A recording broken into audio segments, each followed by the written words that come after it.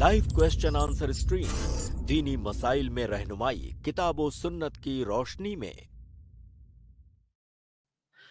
अस्सलामु अलैकुम व रहमतुल्लाहि व बरकातुहू। अल्हम्दुलिल्लाहि वहदह वस्सलातु वस्सलामु अला मन ला नबिय्य बअदा अम्मा बाद। मैं आप तमाम भाइयों और बहनों का इस्तकबाल करता हूँ हमारी आज की इस लाइव स्ट्रीम में। जैसे कि आप जानते हैं अल्हम्दुलिल्लाह हमारी ये क्वेश्चन आंसर्स की लाइव स्ट्रीम है जो अल्हम्दुलिल्लाह जो है हफ्ते में 5 दिन होती है। रमज़ान में हम डेली आपके रूबरू थे। रमज़ान मुबारक का महीना मुकम्मल हुआ। अल्लाह ताला से दुआ करते हैं अल्लाह ताला उसमें की हुई इबादतों को, अल्लाह ताला हमारे रोज़ों को, अल्लाह ताला हमारी तमाम इबादत को कबूल फरमाए और उसमें होने वाली लग़्ज़िशों से अल्लाह रब्बुल आलमीन माफ़ फरमाए।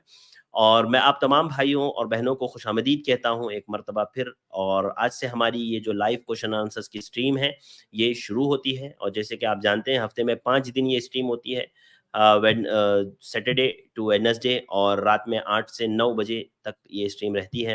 हम और आप जो है आमने सामने होते हैं, आपके सवालात होते हैं। शेख मोहतरम डॉक्टर मोहम्मद नसीम मदनी हफिज़हुल्लाह हमारे साथ जुड़ते हैं और शेख मोहतरम आपके सवालात के जवाब देते हैं। आज भी इंशाल्लाह शेख मोहतरम हमारे साथ जुड़ेंगे और इंशाल्लाह शेख मोहतरम अपनी कमेंट लेंगे, उसके बाद आप लोगों के सवालात का वक्त होगा। तो आइए शेख को ऐड करते हैं, इस्तकबाल करते हैं, अपनी कमेंट ले लेते हैं। अस्सलाम वालेकुम वरहमतुल्लाहि वबरकातुहू। शेख वालेकुम अस्सलाम वरहमतुल्लाहि वबरकातुहू। जज़ाकल्लाहु खैर शेख वक्त देने के लिए।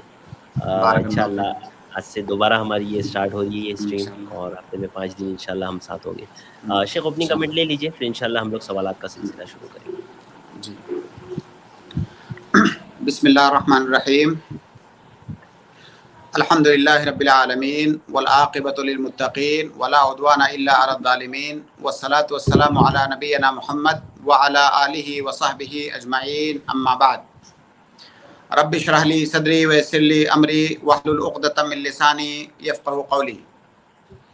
मोहतरम नाज़रीन, अल्लाह रब्बुल आलमीन का फ़ज़ल और उसका एहसान है कि एक मुख्तसर सी छुट्टी के बाद हम लोग दोबारा आपके रूबरू हैं और आपके सवालात, वो मसाइल जिनका ताल्लुक़ आपके दीन से है, उन मसाइल का हल पेश करने के लिए हम आपके सामने हाज़िर हैं।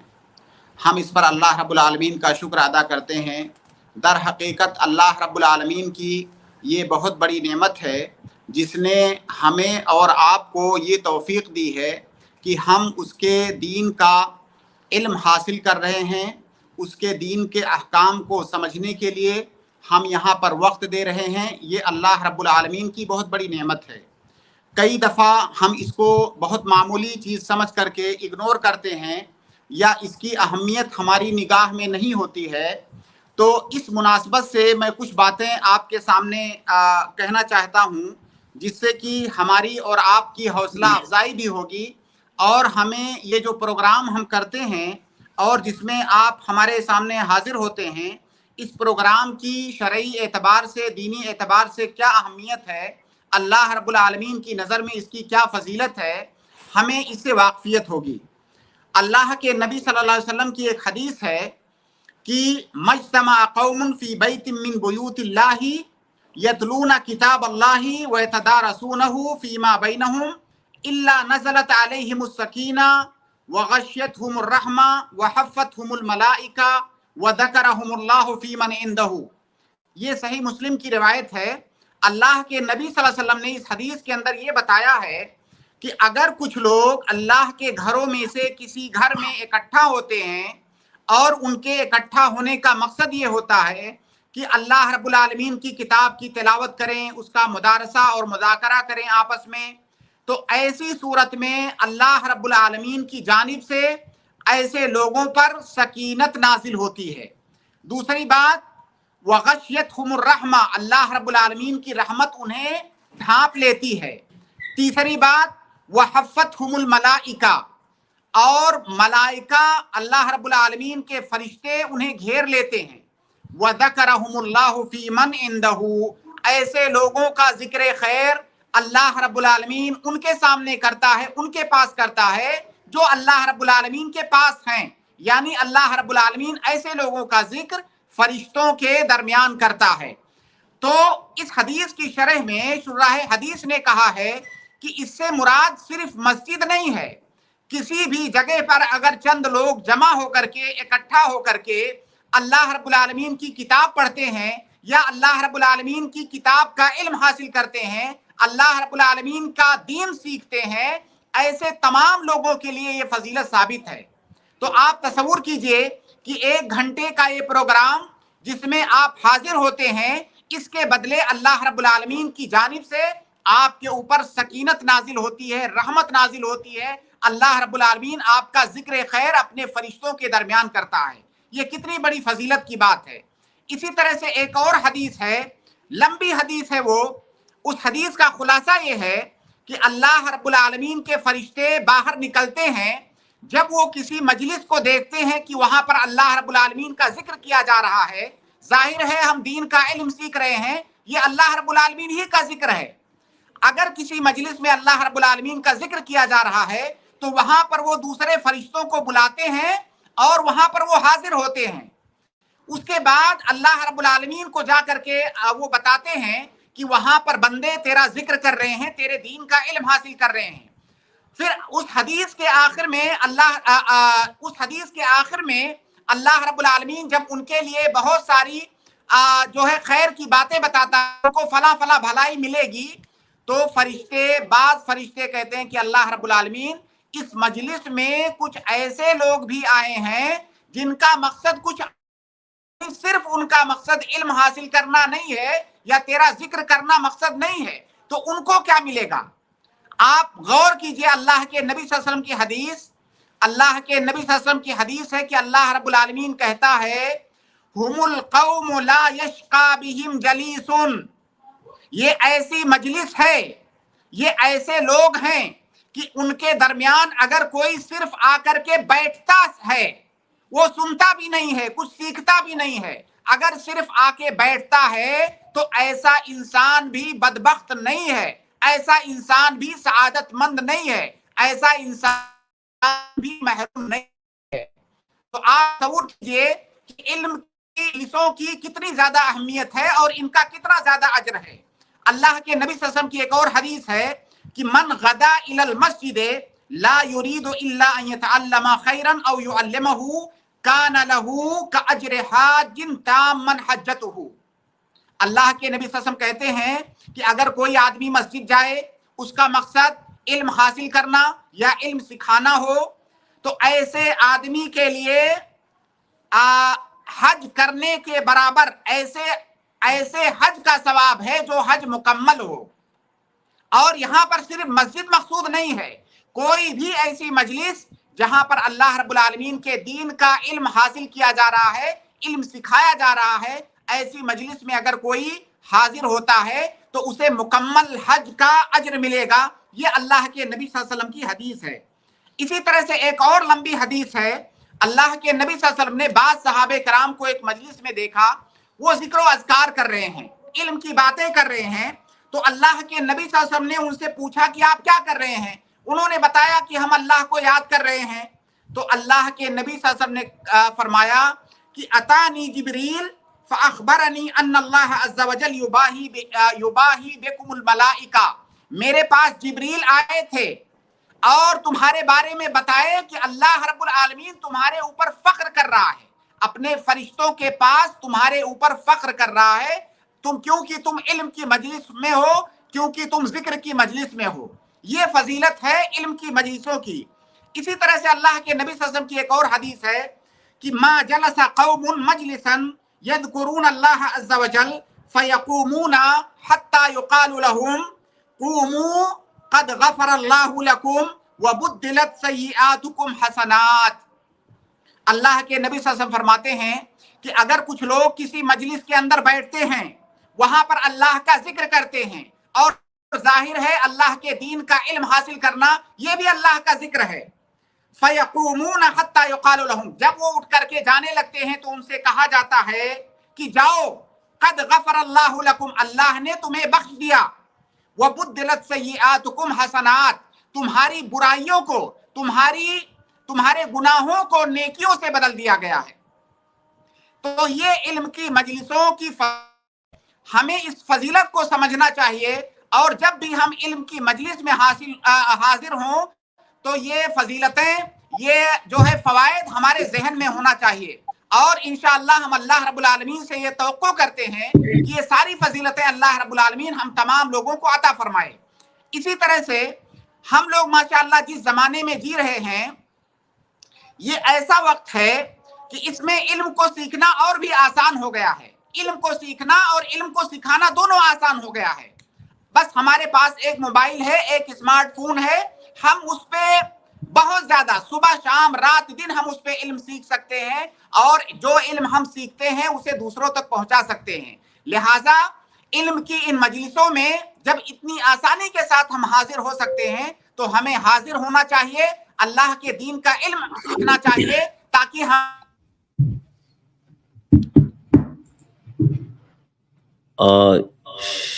جی جزاک اللہ خیر شیخ، آپ کا نیٹ ورک آپ کا نیٹ ورک شاید چلا گیا تھا شیخ کا۔ میں آپ تمام بھائیوں اور بہنوں سے گزارش کروں گا کہ آپ لوگ انشاءاللہ جڑے رہیں۔ شیخ محترم میں بھی دوبارہ ری جوائن ہوں گے تو انشاءاللہ ہم جو ہے آپ کے سوالات لے لیں گے۔ شیخ کا اوپننگ کمنٹ مکمل ہو چکا ہے، ہم نے ہماری اسٹریم یارڈ کی لنک کمنٹ میں پیسٹ کر دی ہے، اس کو پن بھی کر دیا ہے، تو اس لنک سے آپ ڈائریکٹ ہمارے ساتھ جوائن ہو سکتے ہیں اور آپ جو ہے شیخ محترم سے سوال کر سکتے ہیں۔ تو آپ لوگ اسی طرح سے جڑے رہیں۔ السلام علیکم ورحمۃ اللہ وبرکاتہ۔ وعلیکم السلام، معاف کیجیے گا شیخ۔ جی کوئی مسئلہ نہیں شیخ، جزاک اللہ خیر۔ بات اصل میں مکمل ہو گئی تھی، اس کے فوراً بعد آپ کٹ گئے تھے۔ جی تو میں عرض یہ کر رہا تھا کہ علم کی یہ جو مجلس آئی پلس اور آئی پلس کی ٹیم نے ہمارے لیے سجائی ہے، یہ اللہ رب العالمین کی توفیق ہے ان کے لیے، اور اللہ رب العالمین کی طرف سے نعمت ہے ہم تمام لوگوں کے لیے۔ ہمیں ان مجلسوں میں حاضر ہونا چاہیے، انتہائی آسانی کے ساتھ، بغیر کچھ خرچہ کیے، بہت ہی آسانی کے ساتھ ہم ان مجلسوں میں حاضر ہو سکتے ہیں اور اللہ رب العالمین کے دین کا علم حاصل کر سکتے ہیں۔ ناظرین کرام، رمضان سے پہلے ہم عائلی مسائل پر گفتگو کر رہے تھے اور مسلسل کئی مہینوں تک ہم نے نکاح اور اس کے مسائل پر بات کی، اور نکاح کے مسائل پر تقریباً ہماری گفتگو مکمل ہو چکی تھی۔ اب انشاءاللہ یہاں سے ہم طلاق کے موضوع پر یا طلاق کے مسائل پر ہم انشاءاللہ گفتگو کریں گے، اور ہماری گفتگو کا یہ سلسلہ انشاءاللہ بإذن اللہ جاری رہے گا یہاں تک کہ طلاق کے وہ تمام مسائل جو ضروری مسائل ہیں، جن کا جاننا ہمارے لیے ضروری ہے، یا وہ مسائل جو عام طور سے ہمیں پیش آتے رہتے ہیں، ان مسائل پر ہماری بات ہوگی۔ اور ہماری گزارش بھی ہے کہ اگر آپ کے پاس طلاق سے متعلق جو مسائل ہیں اور جہاں پر آپ کو اشکال ہے، وہ مسائل یہاں پر آپ پیش کریں، اور کوشش کی جائے گی کہ کتاب و سنت کی روشنی میں آپ کے سوالوں کے جوابات دیے جائیں۔ تو انشاءاللہ جو ہے اگلی اسٹریم سے طلاق کے موضوع پر ہم گفتگو کرنا شروع کریں گے انشاءاللہ۔ انشاءاللہ جزاک اللہ خیر شیخ، بارک اللہ فیکم۔ بہت بہت شکریہ شیخ۔ میں اپنے تمام بھائیوں اور بہنوں سے گزارش کروں گا کہ آپ جو ہے ضرور ہمارے ساتھ جوائن ہوں۔ یہ لنک ہم نے آپ کو دے دی ہے، اس لنک سے آپ ہمارے ساتھ جوائن ہو سکتے ہیں اور شیخ محترم سے سوالات کر سکتے ہیں۔ تو آئیے ہم لوگ شروع کرتے ہیں اور سوالات لیتے ہیں۔ سب سے پہلے ہمارے ساتھ جو گیسٹ ہے محمد رفیق، میں آپ کو ایڈ کر رہا ہوں، آپ اپنا سوال شیخ محترم سے کر سکتے ہیں۔ بھائی السلام علیکم شیخ۔ وعلیکم السلام ورحمۃ اللہ وبرکاتہ۔ شیخ کیسے ہو آپ سب؟ الحمدللہ، اللہ کا شکر ہے۔ الحمدللہ۔ شیخ میرا یہ سوال تھا شیخ تاریخ جو آتے دوپہر میں علیہ میں، تو انہوں نے کہا کہ اگر ہمیں نماز میں تھوڑا تاخیر ہو کے پہنچتے ہیں، اگر وہ امام رکوع میں چلا گیا تو وہ رکوع وہ جو یہ ہے تو ہمیں اس کا کرنا ہے بعد میں نماز کے بعد، تو تم بولتے کہ اگر ہم مطمئن سے رکوع پاتے ہیں تو وہ نماز ہو جاتی ہے، تو کیا شیخ میرے کو تھوڑا کنفیوز ہو رہا، پلیز اس کا یہ وظیفہ کرو۔ بھائی کا سوال یہ ہے کہ اگر ہم جب جماعت میں پہنچتے ہیں تو امام رکوع کی حالت میں ہوتا ہے، اگر ہم نے امام کو رکوع کی حالت میں پا لیا تو کیا ہماری وہ رکعت شمار ہوگی کہ نہیں ہوگی؟ اس کا جواب یہ ہے کہ اگر آپ نے امام کو رکوع کی حالت میں اطمینان کے ساتھ پا لیا، اس کے اٹھنے سے پہلے آپ نے امام کو رکوع میں پا لیا، تو آپ کی وہ رکعت شمار ہوگی۔ اور یہ ایک استثنائی حالت ہے نماز کے اندر۔ اللہ کے نبی صلی اللہ علیہ وسلم کی کئی حدیثیں ہیں، صحابہ کرام کے کئی آثار ہیں اس سلسلے میں، جن سے یہ پتا چلتا ہے کہ یہ ایک استثنائی حالت ہے، اور یہاں پر گرچہ آپ کو سورہ فاتحہ آپ نہیں پڑھ سکے ہیں، آپ قیام نہیں کر سکے ہیں، لیکن آپ کے لیے یہ ایک استثنائی حالت ہے, اس حالت میں آپ کی وہ رکعت شمار ہوگی. جی شیخ, اسی کے ساتھ ساتھ ایک چیز کی وضاحت یہ بھی کر دیجئے کہ جب مختلف موقف آتے ہیں سامنے تو ایک عام آدمی کو کیا کرنا چاہیے؟ جیسے کسی نے کچھ کہا, کسی نے کچھ کہا کسی ایک مسئلے میں, اگر وہ دلیلوں کو سمجھ سکتا ہے تو اسے دلائل کو دیکھنا چاہیے کہ دلائل کیا ہیں. چونکہ یہ مسئلہ جو ہے میں نے کوئی یہاں پر دلیل نہیں ذکر کی ہے, لیکن اب جب چونکہ آپ نے پوچھ لیا ہے تو میں ایک دو دلیلیں بھی اس میں ذکر کر دیتا ہوں. انسان کو جو اختلافی مسائل, دیکھیے مسائل تو ایسے بہت کم ہیں جن میں آپ کو اختلاف نہ ملے, تھوڑا موڑا اختلاف آپ کو ملے گا, خاص طور سے جو اجتہادی مسائل ہیں یا جن میں, بلکہ بہت سارے منصوص مسائل میں لوگ اختلاف کر بیٹھتے ہیں. تو اختلاف کا ہونا یہ اہم نہیں ہے, اہم یہ ہے کہ کس قول کی دلیل قوی ہے, کس کے ساتھ کتاب و سنت کی دلیل ہے, ہم اس کے قول کو لیں گے. ورنہ فقط یہ کہہ دینا کہ بھائی فلاں مسئلے میں تو اختلاف ہے تو لہٰذا مجھے اختیار ہے, میں چاہوں تو اس پہ عمل کروں, چاہوں تو اس پہ عمل کروں, نہیں. اختلاف ہونے کا یہ مطلب نہیں ہے. اختلاف ہونے کا مطلب یہ ہے کہ آپ دیکھیں کس کے ساتھ دلیل ہے, آپ اس کے قول پر عمل کریں. ابھی جو مسئلہ میں نے بتایا اس سلسلے میں اللہ کے نبی صلی اللہ علیہ وسلم کی ایک حدیث ہے. اللہ کے نبی صلی اللہ علیہ وسلم نے فرمایا کہ من ادرک رکعۃ من الصلاۃ فقد ادرک الصلاۃ. یہ حدیث کے الفاظ اس طرح کے ہیں. اللہ کے نبی صلی اللہ علیہ وسلم نے فرمایا کہ جس نے نماز میں ایک رکعت پا لیا اس نے نماز پا لیا. جیسے جماعت میں آپ گئے ہیں مسجد میں نماز پڑھنے, اگر آپ کو پوری ایک رکعت مکمل مل گئی تو گویا کہ آپ کو جماعت مکمل مل گئی. جماعت کی جو فضیلت ہوتی ہے وہ مکمل فضیلت آپ کو مل گئی جب آپ کو ایک رکعت مکمل مل گئی. اب یہ ایک حدیث ہے. اب ایک دوسری حدیث دیکھیے, پھر دونوں حدیثوں کو سامنے رکھ کر کے آپ مسئلہ مستنبط کیجئے. دوسری حدیث ہے اللہ کے نبی صلی اللہ علیہ وسلم کی جمعہ کے سلسلے میں کہ من ادرک الرکوع من الرکعۃ الثانیہ من یوم الجمعہ فقد ادرک الجمعہ. اللہ کے نبی صلی اللہ علیہ وسلم نے فرمایا کہ جس نے جمعہ کے دن, جمعہ کی نماز 2 رکعت ہوتی ہے, جس نے دوسری رکعت میں رکوع پا لیا, جس نے جمعہ کے دن دوسری رکعت میں رکوع پا لیا تو اس نے جمعہ پا لیا. اگر کسی نے رکوع بھی نہیں پایا تو ایسی صورت میں وہ ظہر کی نماز پڑھے گا.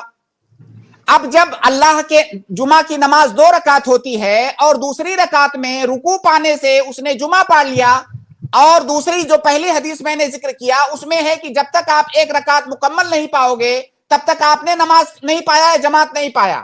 اب دونوں سے کیا بات سمجھ میں آتی ہے؟ اس کا مطلب یہ ہوا کہ جمعہ میں جس نے رکوع پایا دوسری رکعت میں اس کو مکمل ایک رکعت مل گئی ہے. اب رکوع پانے سے وہ رکعت اس کو مل گئی, تبھی تو اس کو جو ہے مکمل وہ رکعت ملی اور مکمل جمعہ کی نماز اس کو مل گئی. تو ایک دلیل تو یہ ہے. اسی طرح سے صحابہ, کئی صحابہ کے آثار ہیں اس سلسلے میں جو مدرکے رکوع کو مدرکے رکعت مانتے تھے.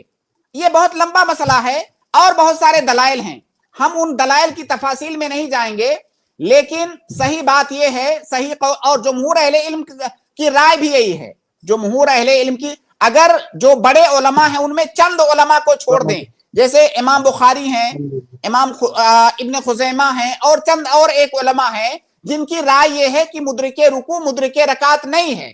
باقی جمہور اہل علم کی, سلف اور خلف میں سے تمام جمہور اہل علم کی یہی رائے ہے کہ اگر کسی نے رکوع پا لیا تو اس کو رکعت مل گئی, اور دلیل سے بھی یہی سمجھ میں آتی ہے بات کہ یہی قول راجح ہے. جی رفیق بھائی, جزاک اللہ خیر. جی بارک اللہ فیکم, بہت بہت شکریہ بھائی ہمارے ساتھ جوائن ہونے کے لیے. اگلے بھائی کو میں ایڈ کر رہا ہوں, محمد خوشنود, میں آپ کو ایڈ کر رہا ہوں, آپ اپنا سوال کریں. السلام علیکم ورحمۃ اللہ وبرکاتہ. وعلیکم السلام ورحمۃ اللہ وبرکاتہ. کیسے ہیں آپ لوگ؟ الحمدللہ, اللہ کا شکر ہے. میرا سوال یہ تھا کہ دعا قنوت سے تعلق سے نماز کے تعلق کہ 5 وقت میں جو دعا قنوت پڑھی جاتی ہے لاسٹ رکعت میں یہاں پہ پڑھتے ہیں, تو اس میں کیا کریں؟ کیا اگر ہم کو مطلب क्या इससे साबित है कि पांचों में क्या हम भी हाथ उठाकर दुआएं मांग सकते हैं, आमीन कर सकते हैं? कुनूत नाज़िला के बारे में भाई का सवाल है। हाँ जी देखिए, हाँ देखिए भाई, कुनूत नाज़िला, नाज़िला मतलब होता है कोई बड़ी मुसीबत जो मुसलमानों पर नाजिल हो, उसको नाज़िला कहा जाता है। तो अगर कोई ऐसी बड़ी मुसीबत है जो तमाम मुसलमानों पर या किसी मुल्क के तमाम मुसलमानों पर, किसी खास खित्ते के मुसलमानों पर अगर कोई मुसीबत आई हुई है, आम मुसीबत, तो ऐसी सूरत में अल्लाह के नबी सल्लल्लाहु अलैहि वसल्लम की सुन्नत है कि हमें कुनूत नाज़िला का एहतिमाम करना चाहिए। अल्लाह के नबी सल्लल्लाहु अलैहि वसल्लम ने कुनूत नाज़िला का एहतिमाम किया है। मक्का में जो लोग फंसे हुए थे, जो मजबूर और परेशान हाल लोग थे, जिनको कुफ्फारे मक्का सताते थे, अल्लाह के नबी सल्लल्लाहु अलैहि वसल्लम ने उनके लिए कुनूत नाज़िला पढ़ा है। इसी तरह से सहाबे कराम को कुछ लोगों ने कत्ल कर दिया था, बाद सहाबे कराम को ले जाकर के धोखे से। अल्लाह के नबी सल्लल्लाहु अलैहि वसल्लम ने उन पर बद्दुआ की है कुनूत नाज़िला पढ़ करके तकरीबन 1 महीना तक। तो कुनूत नाज़िला अगर मुसलमानों पर कोई आम मुसीबत आई हुई है तो ऐसी सूरत में कुनूत नाज़िला पढ़ना सुन्नत है, और 5 नमाजों में आप पढ़ सकते हैं। चाहे तो 5 नमाजों में से किसी एक नमाज में पढ़ें, बस खास नहीं करना है कि हमें फजर में ही खास तौर से उसको पढ़ना है या खास तौर से इशा में ही पढ़ना है। ये बात जो है वाज़ेह रहनी चाहिए कि 5 नमाजों में से किसी भी नमाज में या 5 नमाज में हम कुनूत नाज़िला पढ़ सकते हैं। अल्लाह के नबी सल्लल्लाहु अलैहि वसल्लम से 5 नमाजों में पढ़ना साबित है। तो अगर आपका इमाम जमात में कुनूत नाज़िला का एहतिमाम करता है तो जाहिर है जब आप जमात में शामिल हैं तो आप भी उस दुआ में शामिल होंगे। आपको इमाम की इक्तिदा करनी है तो आप भी उसमें शामिल होंगे और हाथ उठा करके इमाम के पीछे आप आमीन बोलेंगे। तो शेख लॉकडाउन से करीब लॉकडाउन से ही बाद ही से 5 वक्त में आखिरी रकात, जब फजर नमाज के बाद आखिरी रकात होती है, तभी सजदे में जाने से पहले ये दुआ मांगते। कंटिन्यू कर रहे हैं जब से? जी लॉकडाउन से पहले। तो क्या उसका सबब क्या है? सबब होना चाहिए कुनूत नाज़िला के लिए। सबब क्या, वही सब दुआए अल्लाहुम्मा फीनी फी बदी, नहीं, उसका सबब क्या है कुनूत में? क्या है? देखिए कैसा होता है ना खुशनूर भाई, कोई एक सबब होता है कुनूत नाज़िला पढ़ने का, कोई एक सबब होता है। किसी तरह की मुसलमानों पर तकलीफ आ गई, किसी तरह की परेशानी आ गई, हाँ, तो सबब क्या है? तो अरबी में है, जैसे सब फिलिस्तीन के बारे में दुआ करते हैं। हाँ देखिए, बहरहाल अब आपको नहीं मालूम है, अगर आपके इमाम साहब पढ़ रहे हैं और आप उस जमात में शामिल हैं तो जाहिर है आप भी इमाम के साथ शामिल होंगे। लेकिन अइम्मा को ये बात समझनी चाहिए कि बिला सबब ऐसे कंटिन्यू नहीं पढ़ना है। कुनूत नाज़िला का कोई सबब होता है, कोई परेशानी आई हुई है, जो उस परेशानी के लिए जो है कुनूत नाज़िला पढ़ी जाती है। जी जज़ाकल्लाहु खैर शेख। जी लेकिन यहाँ पे सभी मलाई लोग करते हैं, लेकिन हम लोग जो है खड़े रहते हैं। नहीं, अगर आप इमाम के साथ शामिल हैं तो आपको भी पढ़ना है, आपको भी मतलब इमाम का साथ देना है, इमाम की इक्तिदा करनी है। जी जज़ाकल्लाह खैर, बारकल्लाहु फीक। इसके बाद अबू अदनान मोहम्मद, मैं आपको ऐड कर रहा हूँ, आप अपना सवाल करें भाई। मोहम्मद जी। अस्सलाम वालेकुम शेख। वालेकुम अस्सलाम रहमतुल्लाहि व बरकातुहू। शेख मेरा सवाल है, मेरी बेटी थी नाबालिग जो फौत हो गई थी, तो उसके तरके में कुछ सोना कुछ चांदी था, तो उसका तकसीम कैसे होगा? एक भाई है, एक बहन है, माँ बाप है। देखिए, माँ बाप को मिलेगा जी, माँ बाप को मिलेगा और भाई बहन को मिलेगा। ये सवाल आप शेख अरशद को लिखवा दें और फिर आपको इसका जवाब जो है, इसलिए कि ये जो फराइज के सवालात होते हैं उसमें कुछ हिसाब लगाना होता है, तो हिसाब लगाने के लिए आप ये सवाल लिखा दें। ऐसा ना हो कि कहीं पे कोई नुक्ता मिस हो जाए और आपको गलत जवाब मिल जाए। अबू अदनान भाई, आप अपने नाम के साथ ये हेल्पलाइन नंबर पर व्हाट्सएप कर दीजिए, इंशाल्लाह मैं वो शेख तक पहुंचा करके उसका जवाब लेकर के आप तक पहुंचा दूंगा इंशाल्लाह। मैं रिकॉर्डिंग करके भेज दिया, ऑलरेडी भेज दिया, रिकॉर्डिंग करके भेज दिया हूं। नाम भी आप उसमें नीचे मेंशन कर दीजिए, टेक्स्ट में नाम भी मेंशन कर दीजिए। ठीक, जी सर। जी सर, एक और सवाल पूछ सकता हूं? हाँ पूछ लीजिए। शेख, रास्ते में कोई चीज मामूली चीज होती है और मामूली रकम होता है और एक ज्यादा रकम होता है। अब कोई छोटी चीज होती है, कोई बड़ी चीज, तो कितना रकम हो तो हम उठा सकते हैं या खर्च कर सकते हैं या किसी गरीब को दे सकते हैं, ये इसके बारे में जानना है। इनका सवाल शेख लुक्ता के बारे में है। लुक्ता इसको कहा जाता है शरीयत में। लुक्ता मतलब कोई गिरी पड़ी चीज। तो देखिए, कोई गिरी पड़ी चीज है तो उसकी दो किस्में होती हैं। एक तो गिरी पड़ी वो चीज है कि जिसको आप अगर छोड़ दें, ना उठाएं, तो उसको कोई नुकसान पहुंचने वाला नहीं है ना, उसको कोई नुकसान पहुंचने वाला नहीं है। ऐसा नहीं है कि वो चीज जाये हो जाएगी, तो ऐसी चीज को तो उठाना ही नहीं है। जिसके जाये हो जाने का खतरा नहीं है उसको उठाने की इजाजत नहीं है। अगर ऐसी कोई चीज है जिसके जाये हो जाने का खतरा है तो उसको उठाना है आपको। अब उसको आपको उठाना है, फिर उसकी भी दो किस्में हैं। उसकी एक किस्म ये है कि वो कोई इतनी मामूली चीज हो जिसकी कोई कीमत ना हो, आपके समाज और मुआशरे में उर्फन उसकी कोई कीमत ना हो। जैसे मिसाल के तो हम उसको देखिए, हम उसको नंबर में तहदीद नहीं कर सकते हैं कि इतना रुपया, आप बेहतर जानते हैं। जैसे अभी मान लीजिए इस जमाने में अगर किसी को एक सिक्का मिल जाए 1 रुपए का, 1 रुपए के सिक्के की कौन सी अहमियत है, या किसी को एक टाफी मिल जाए गिरी हुई, उसकी कोई अहमियत नहीं है, समाज में उसकी कोई कीमत नहीं है। अगर कोई ऐसी मामूली चीज है जिसकी कोई कीमत नहीं है लोगों की निगाह में, उसको आप इस्तेमाल कर सकते हो।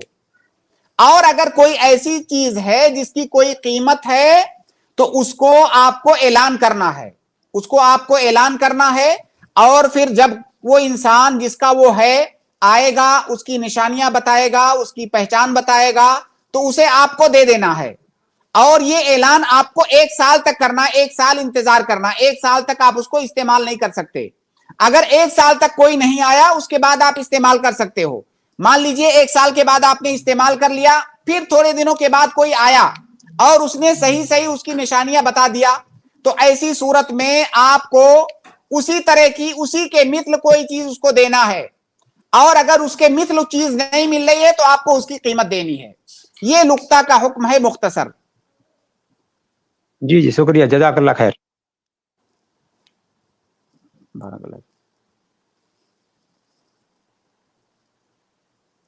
जी शेख, आप म्यूट हैं शेख। जी जी, जज़ाकल्लाह खैर। माज़रत शेख, म्यूट था मैं। जज़ाकल्लाह खैर अबू अदनान भाई, बहुत बहुत शुक्रिया। शेख, असल में मैं पूछ रहा ये था कि ऐलान की शक्ल क्या होगी शेख? जैसे मिसाल के तौर पर कहीं चला गया। बिल्कुल, बहुत बहुत अच्छा। देखिए, ऐलान के लिए कोई खास तरीका नहीं बताया गया है। ऐलान ये वसीला है, ऐलान उस खबर को पहुंचाने का वसीला है। और जो वसाइल होते हैं वो तौकीफी नहीं होते हैं, वसाइल इज्तिहादी होते हैं। हर जगह पर अलग अलग तरीका हो सकता है। मान लीजिए मस्जिद के आसपास आपको कोई चीज पड़ी हुई मिली।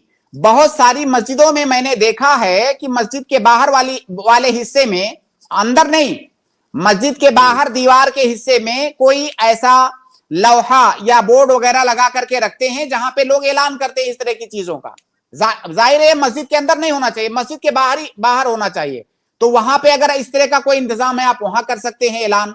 या मस्जिद के आसपास कोई चीज मिली है और आपको लग रहा है कि हो सकता है नमाजियों में से किसी की हो, तो जब आप मस्जिद से बाहर निकले तो वहां आप आवाज दे करके ऐलान कर सकते हैं।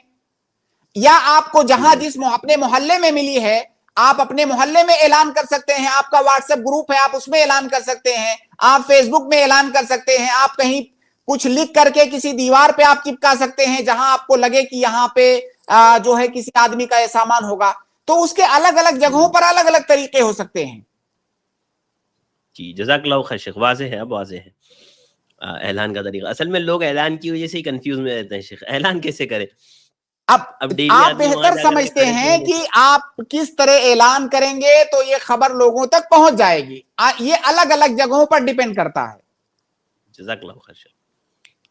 मैं अगले गेस्ट सिस्टर समरा को ऐड कर रहा हूँ। मैं आपको ऐड कर रहा हूँ सिस्टर समरा, आप अपना सवाल करें। जी सिस्टर समरा, मैंने आपको ऐड किया है। और ठीक है, इसके बाद मैं मोहम्मद आसिफ को ऐड कर रहा हूँ। जी आसिफ भाई, अस्सलाम वालेकुम। वालेकुम सलाम व रहमतुल्लाह। जी शेख, मेरा ये तजवीज़ के मुतालिक सवाल था कि कुरान जैसे कुरान तजवीद के साथ कुरान पढ़ना जैसे जरूरी है, वैसे ही हदीस भी तजवीद के साथ जैसे दुआ वगैरह पढ़ना वैसे जरूरी है।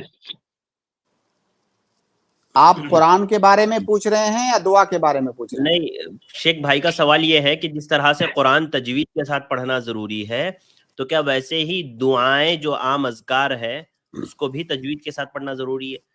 नहीं, देखिए, कुरान को तजवीद के साथ पढ़ना ये अफजल और मुस्तहब है, और जो दुआएं हैं उन दुआओं को तजवीद के साथ नहीं पढ़ेंगे। जिस तरह हम कुरान को तजवीद से पढ़ते हैं, दुआओं को तजवीद और तगन्नी के साथ नहीं पढ़ेंगे, दुआओं को आम लहजे में पढ़ेंगे। जी, तो ये जी शेख, इसमें ये कि कुरान जैसे मखरज होता है, तो मखरज के साथ तो जरूरी है ना?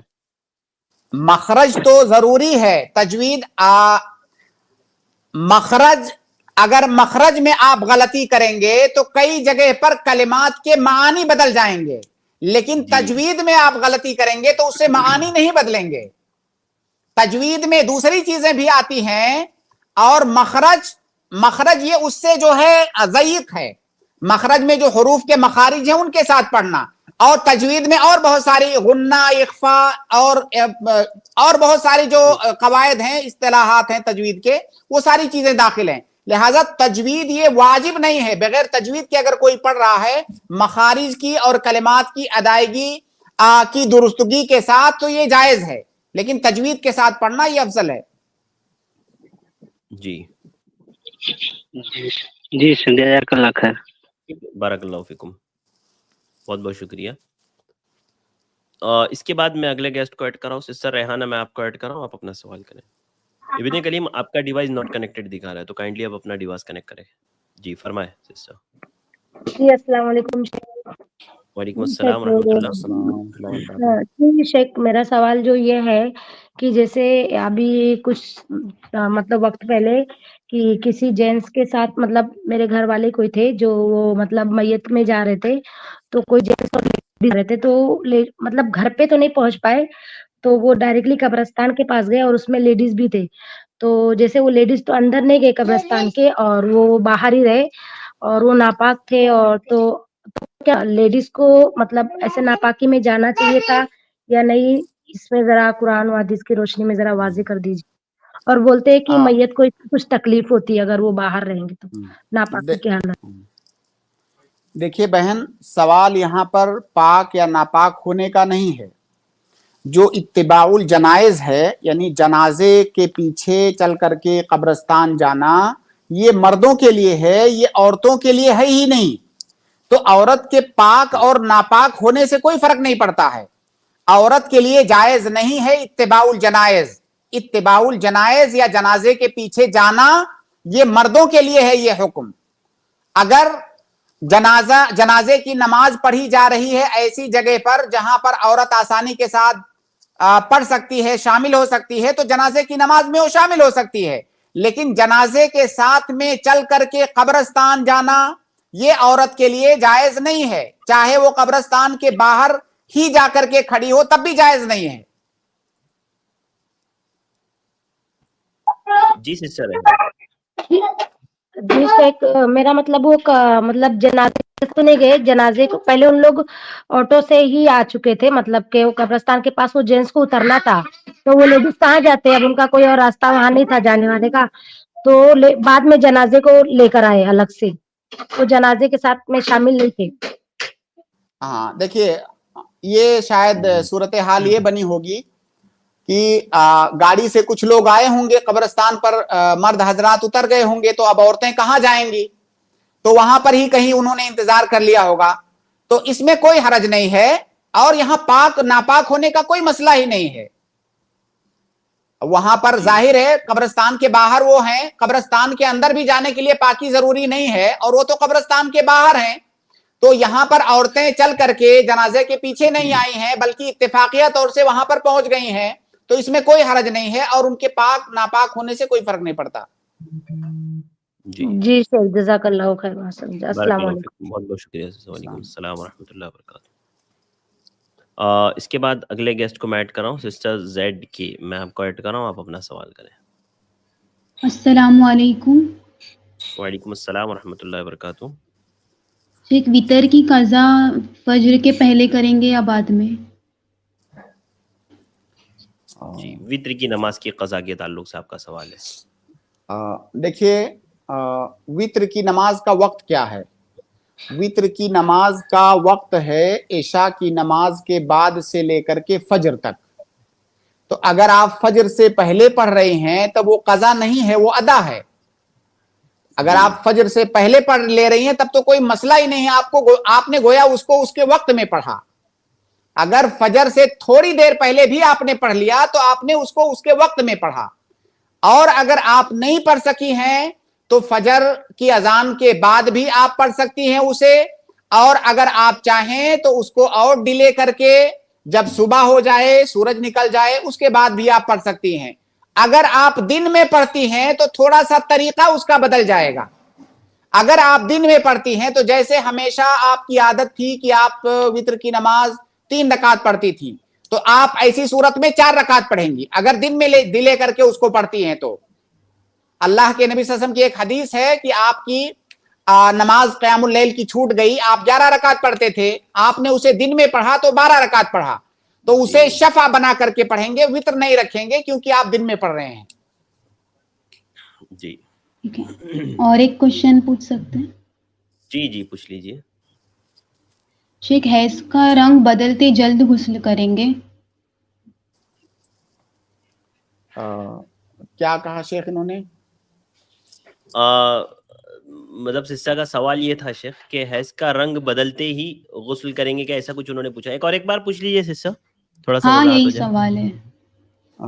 دیکھیے اس کا تعلق جو ہے حیض کے سلسلے میں عورتیں 3 طرح کی ہوتی ہیں، اور یہ مسئلہ عورتوں کو معلوم ہے کہ کچھ عورتیں ایسی ہوتی ہیں جن کی ایک خاص عادت ہوتی ہے. ان کو پتہ ہوتا ہے کہ میری ماہواری 4 دن 5 دن 6 دن سب کی الگ الگ ہوتی ہے.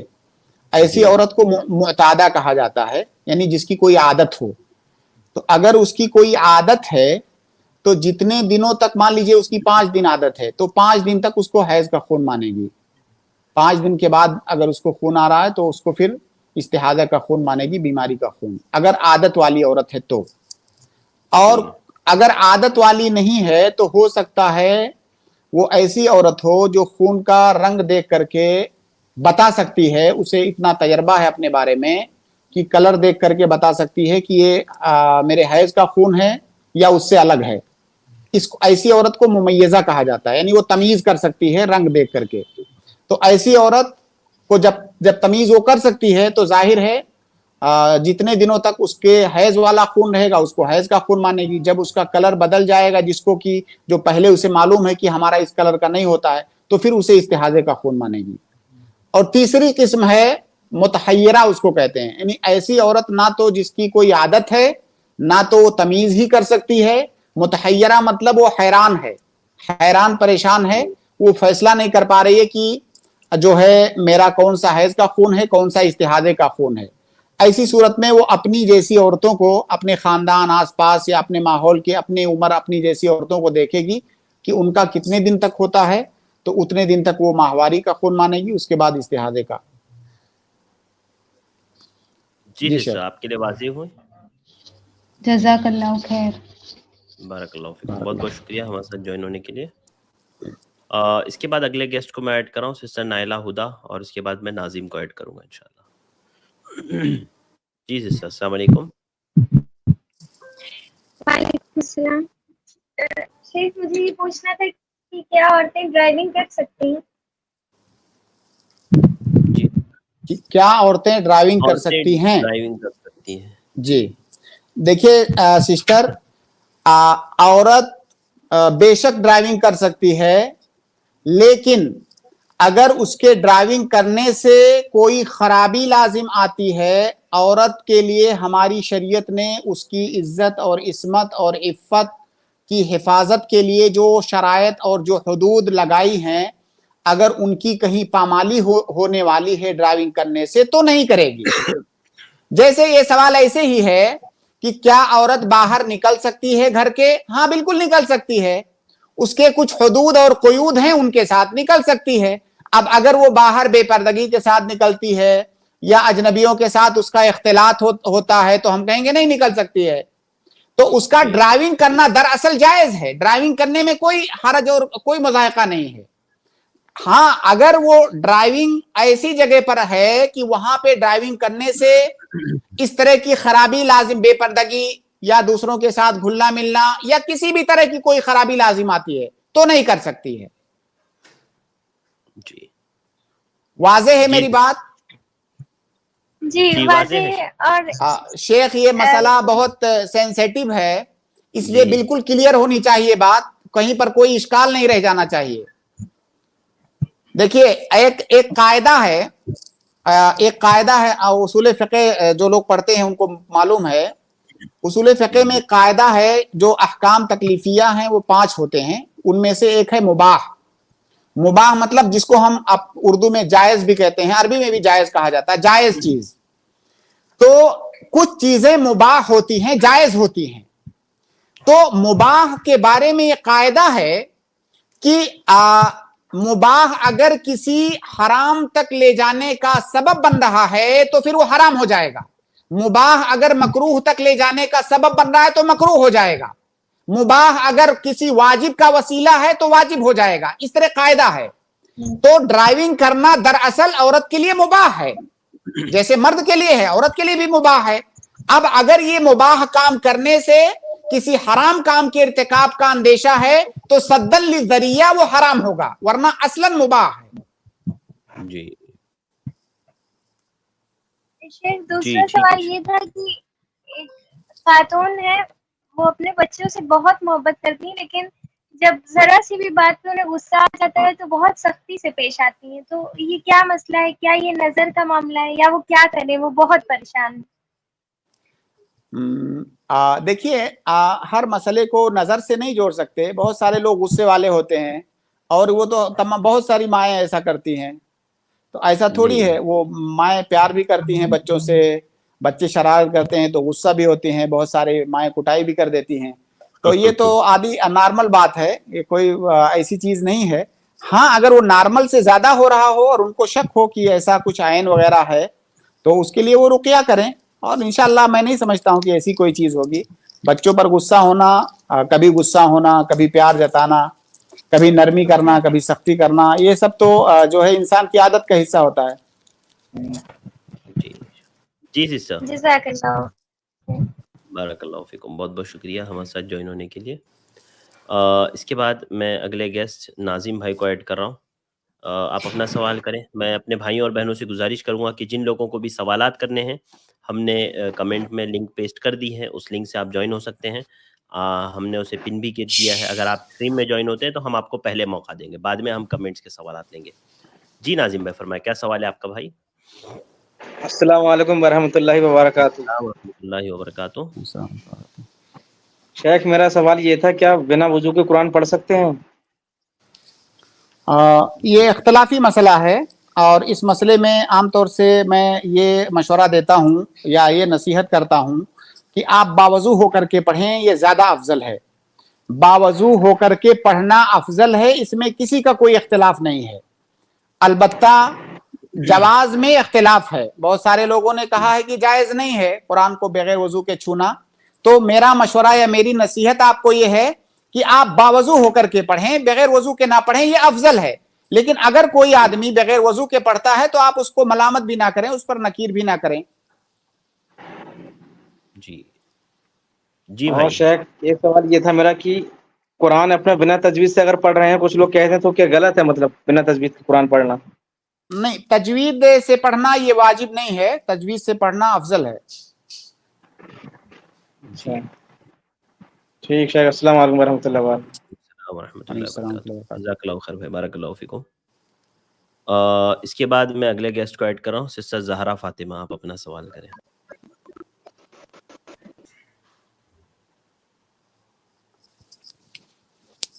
جی سس. ٹھیک ہے، سسٹر یہاں سے ریموو ہو گئے ہیں. اس کے بعد میں سید صاحب کو ایڈ کر رہا ہوں. السلام علیکم بھائی. وعلیکم السلام. یہ دیکھو، آپ طلاق کے بارے میں بات کر رہے تھے. میں ایک آیت پڑھ رہا ہوں، جو عدت جو ہوتی ہے نا، یہ جو ہے طلاق دینے سے پہلے ہی جو ہے سو عدت کرنا ہے، تاکہ یہ 3 مہینے میں آپ کا جو ارادہ جو تھا طلاق کا، ہو سکتا ہے اس میں آپ کا وہ بھی ارادہ بھی بدل جائے گا، اور یہ بھی پتہ چل جائے گا کہ بیوی کے پیٹ میں بچہ ہے یا نہیں. یہ صحیح ہے یا غلط ہے، یہ بتائیے. میں یہ آیت پڑھا ہوں گے. جی آپ نے آیت کہاں پڑھا ہے؟ آپ آیت پڑھ کے سنائیے، پھر جواب دیں گے. سنائیے آیت. اچھا ایسا کرتا ہوں، اب تو میرے پاس نہیں ہے وہ آیت، میں آپ کو ڈھونڈ کے رکھتا ہوں، پھر نیکسٹ ٹائم جو ہے سو میں آپ کو سناتا ہوں. جی جی جی. تو آپ کیا بولتے ہیں؟ ہاں، جب وہ آیت آپ پڑھ کے سنائیں گے انشاءاللہ پھر جواب دیں گے. جی ابھی تو ہم مسلسل طلاق پر باتیں کریں گے. جی اچھی بات، ٹھیک ہے، پھر نیکسٹ ٹائم میں. ٹھیک ہے. آپ سید صاحب ایک بار آپ کا نام بتا دیجئے مجھے. میرا نام سید ہے. چلیے میں اپنے والد کا نام دیتا ہوں. پرسنل پہ بتا دیجیے گا، کوئی بات نہیں ہے، پرسنل پہ بتا دیجیے گا پورا اپنا نام اور پتہ. اچھا پرسنل پہ بتایا تو ہاں ٹھیک ہے. ان کو ایسے اعتراض ہونا نہیں چاہیے شیخ. ماشاءاللہ اسٹریم پہ آتے رہتے ہیں وہ، اور ان کے سوالات کے اعتراضات ہوتے ہیں، ان کے سوالات نہیں ہوتے ہیں اصل میں قرآن پر. کوئی بات نہیں، کوئی بات نہیں ہے. اس لیے میں نے نام پوچھا کہ نام تھوڑا سا بتا دیں تو آدمی کو ایک پہچان رہتی ہے، تو پھر دوبارہ ایڈ کرنے میں آسانی ہوتی ہے. کوئی پرابلم نہیں ہے، مگر میں یہاں پر پرائیویٹ میں دیتا ہوں میرے دادا کا نام. آپ جب قرآن آپ پڑھ کر کے قرآن کی آیت اپنی زبان سے پڑھ کے سنائیں گے، ایسا نہیں کہ آپ اسکرین شیئر کر دیں. جب آپ زبان سے پڑھ کے سنائیں گے پھر انشاءاللہ ہم جواب دیں گے. ہاں ویسا ہی کروں گا. نیکسٹ ٹائم آؤں گا، آپ کو لے کر آئیں گے. ٹھیک ہے. اللہ حافظ. اللہ حافظ. جی یہ اصل میں وہ ہے شیخ، وہ ہمیشہ لے کر کے آ جاتے ہیں. ایک ہی سوال ان کا ہوتا ہے، قرآن میں نکاح کی عمر مینشن ہے. سید ایک اور سید صاحب ہمارے ساتھ ہیں، میں ان کو جوائن کر رہا ہوں. جی السلام علیکم ورحمۃ اللہ وبرکاتہ. جی سید صاحب میں نے آپ کو ایڈ کیا ہے، آپ میوٹ ہے، آپ اپنے آپ کو انمیوٹ کریں اور پھر سوال کریں. جی بولیے. السلام علیکم. جی آپ. وعلیکم السلام ورحمۃ اللہ وبرکاتہ. جی فرمائے سید صاحب. نماز میں اگر ہمارے ساتھ غلطی ہوئی تو سجدہ کا طریقہ کیا ہے؟ جی نماز میں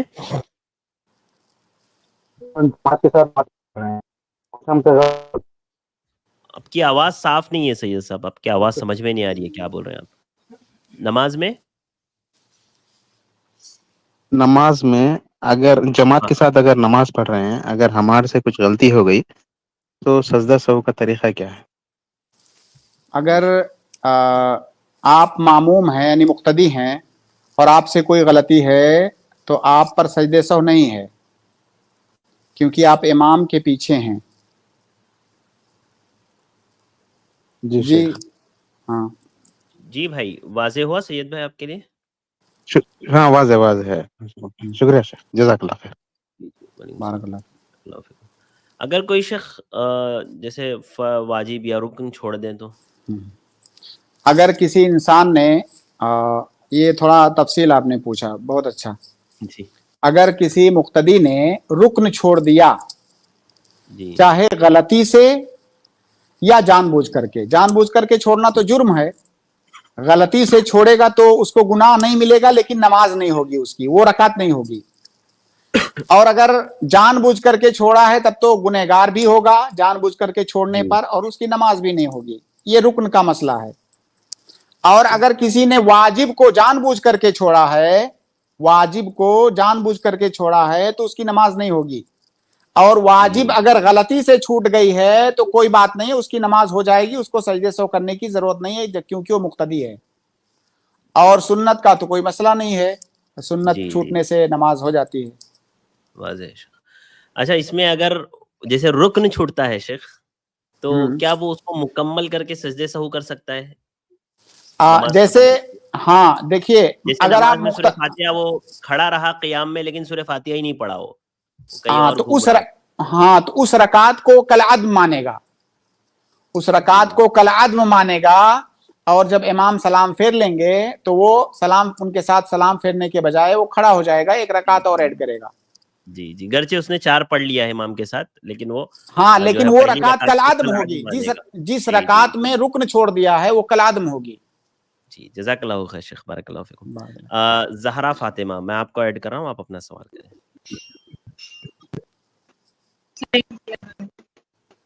वालेकुम अस्सलाम रहमतुल्लाहि व बरकातुहू। जी सिस्टर फरमाएं।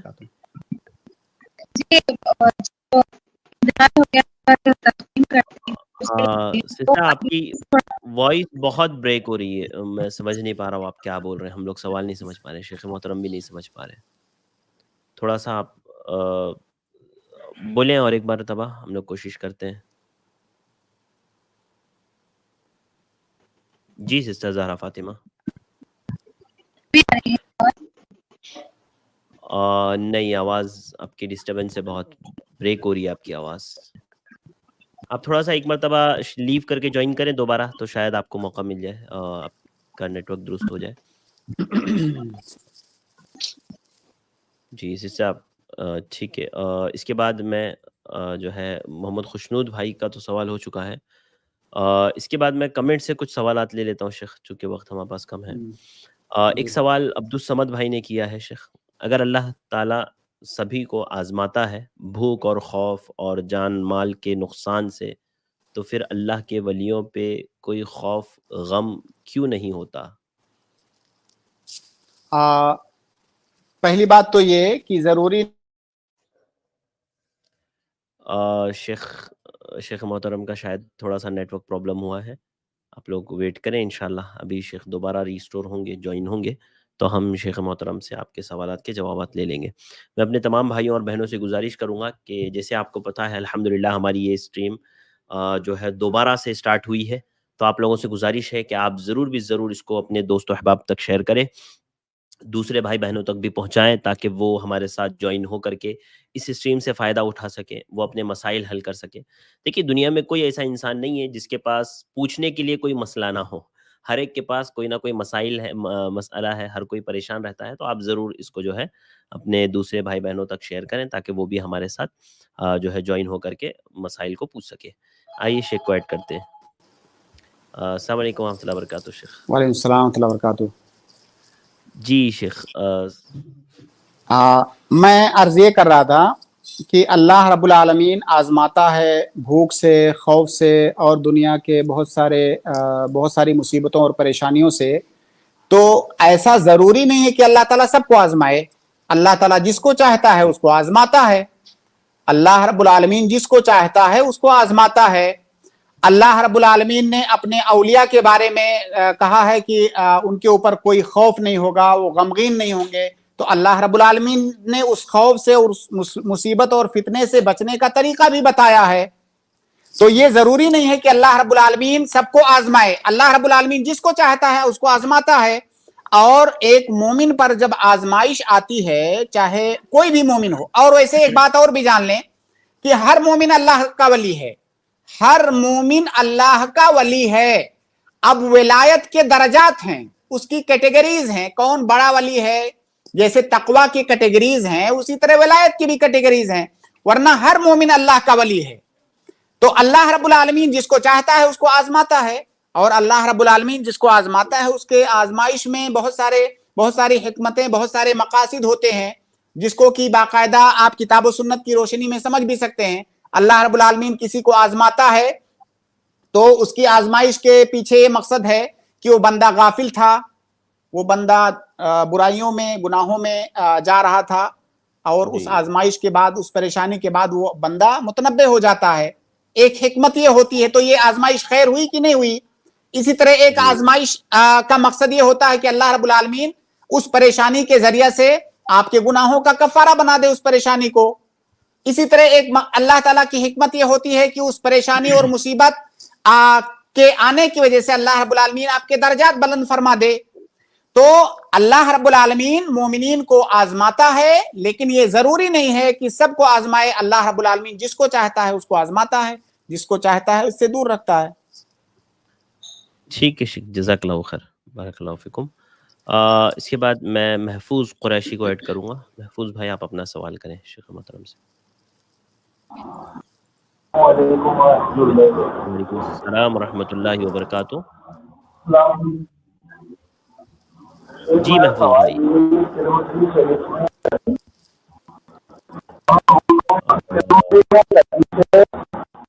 محفوظ بھائی آپ کی آواز صاف نہیں ہے, آپ کی وائس کلیئر نہیں ہے بھائی, نہیں سمجھ میں آ رہا ہے آپ کیا بول رہے ہیں, معذرت.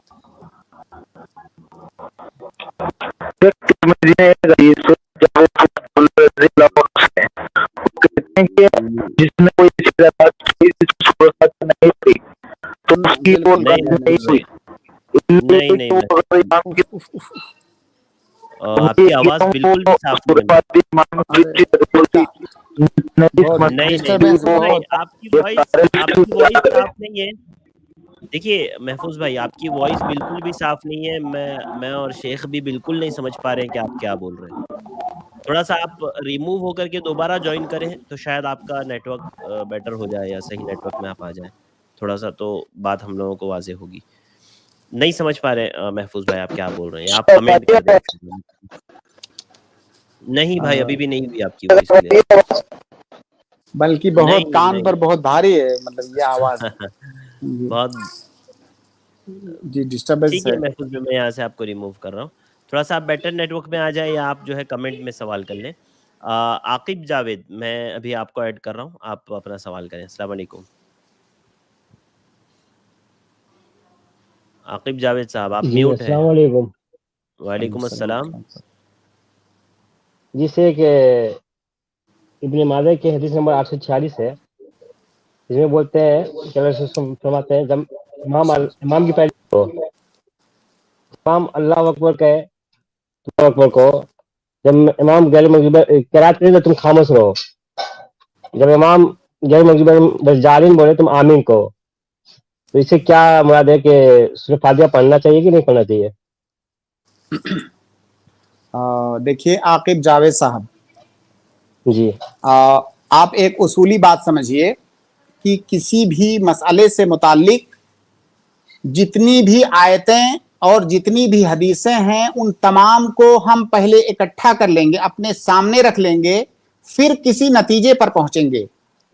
جیسے میں اس کی مثال آپ کو دیتا ہوں.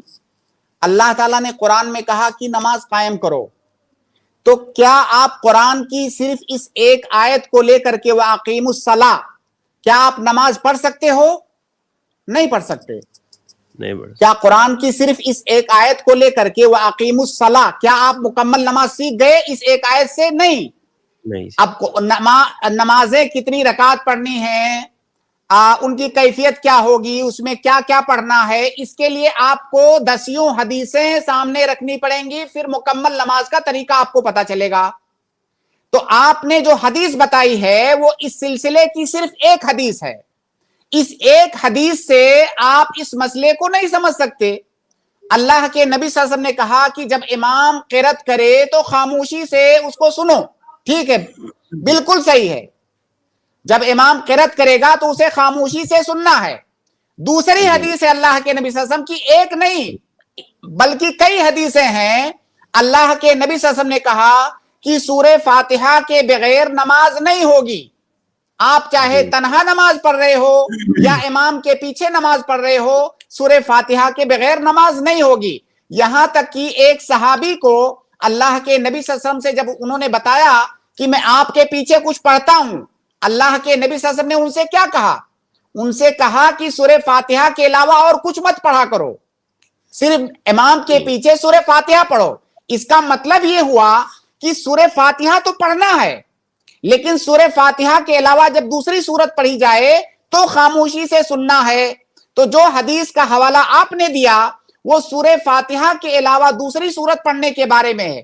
اب سورہ فاتحہ کے سلسلے میں کیا تعلیمات ہیں شریعت کی, اس کو جاننے کے لیے آپ کو دوسری حدیثوں میں بھی جانا پڑے گا. فقط اسی ایک حدیث سے آپ نماز کے تمام احکام کا فیصلہ نہیں کر سکتے. واضح ہے؟ جی واضح ہے شیخ. جزاک اللہ خیر. عاقب بھائی آپ جی واضح ہو گیا عاقب بھائی آپ کے لیے؟ جی ٹھیک ہے, جزاک اللہ خیر بھائی, بارک اللہ فیکم. سسٹر زہرا فاطمہ ہمارے ساتھ ہے شیخ، انہوں نے ایک سوال کیا ہے لیکن میں پھر بھی ان کو ایڈ کر رہا ہوں، تھوڑا سا سوال میں مکمل طور سے سمجھ نہیں پایا ہوں۔ انہوں نے لکھا ہے شیخ کہ ایک سوال تھا کہ مسجد کا ایک امام ہے اور وہ ایسا بول رہے ہیں کہ انتقال کہ جس کا انتقال ہوا ان کو جگہ دیں گے، یعنی امام صاحب یہ کہہ رہے ہیں کہ اگر ان کا انتقال ہوگا کسی کا تو وہ ان کو جگہ دیں گے، اور منتھلی میت کو دفنانے کے لیے، اور وہ کہہ رہے ہیں کہ منتھلی آپ 20 روپے پے کرو تو ان کی وفات کے بعد جو ہے ان کو دفنانے کے لیے وہ جگہ دیں گے۔ اس طرح کی کچھ بات جو آدمی پے کرے گا، جی جی، یعنی میں منتھلی 20 روپے پے کروں ان کو اور وہ میری وفات کے بعد مجھے دفنانے کے لیے جگہ دیں گے وہ۔ نہیں یہ درست نہیں ہے۔ تو یہ جو میں پے کر رہا ہوں یہ گویا کہ قرض لے رہے ہیں وہ، اور اس قرض کے بدلے میں ہمیں کچھ دیں گے، تو اب وہ کتنا قرض لیں گے کتنا دیں گے کچھ بھی واضح نہیں ہے، اور یعنی یہ طریقہ درست ایک نہیں طرح سے انشورنس کروا رہے ہیں شیخ، وہ قبر کا انشورنس کروا رہے ہیں کہ ہاں ہر مہینہ 20 روپے پے کرو، ہم جو ہے آپ کو ایک جگہ دیں گے مرنے کے بعد۔ تو سسٹر یہی سوال تھا آپ کا سسٹر زہرا فاطمہ، آپ خالی جو ہے تائید میں جواب دے دیجئے ہاں یا نہیں میں۔ آپ کو میں نے جوائن کیا ہے، اگر آپ کو آواز آ رہی ہے تو۔ جی جی جی ٹھیک ہے سسٹر، جزاک اللہ خیر۔ تو آپ کو جواب مل گیا ہوگا؟ جی جی جی جزاک اللہ خیر۔ آپ کا نیٹ ورک درست نہیں ہے سسٹر، بارک اللہ فیکم، بہت بہت شکریہ ہمارے ساتھ جوائن ہونے کے لیے۔ بہت بہت شکریہ شیخ وقت دینے کے لیے، چونکہ وقت مکمل ہو گیا ہے تو یہیں پر ہم اسٹریم کے اختتام کا اعلان کرتے ہیں۔ بہت بہت شکریہ شیخ ہمیں وقت دینے کے لیے، انشاءاللہ کل دوبارہ ملاقات ہوگی۔ بارک اللہ فیکم، السلام علیکم ورحمۃ اللہ وبرکاتہ۔ اس کے بعد میں اپنے تمام بھائیوں کا شکر گزار ہوں، اور توصیف بھائی اور اسی طرح سے سمرہ سسٹر سے میں معذرت خواہ ہوں۔ میں آپ لوگوں سے گزارش کروں گا کہ آپ کل کی اسٹریم میں ضرور آئیں، انشاءاللہ کل میں آپ کا سوال ضرور لوں گا۔ آج کے لیے بس اتنا ہی، مجھے دیجیے اجازت، انشاءاللہ کل کی اسٹریم میں پھر ملاقات ہوگی۔ السلام علیکم ورحمۃ اللہ وبرکاتہ۔